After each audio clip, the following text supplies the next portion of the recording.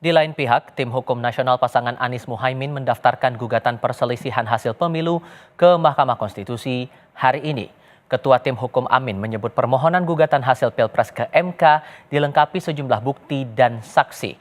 Permintaan utama tim Amin adalah Pilpres 2024 diulang tanpa diikuti Gibran Rakabuming Raka.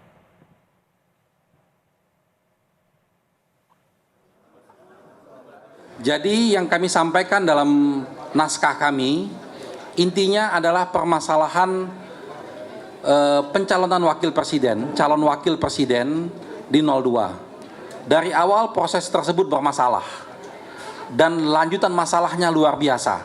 Karena kebetulan calon wakil presiden ini adalah anak seorang presiden sehingga membawa dampak yang begitu luar biasanya. Jadi seandainya nanti ini diterima sebagai satu argumen yang kuat oleh Mahkamah Konstitusi, tentunya kami mengharapkan dilakukan pemungutan suara ulang tanpa diikutin oleh calon wakil presiden 002 yang saat ini.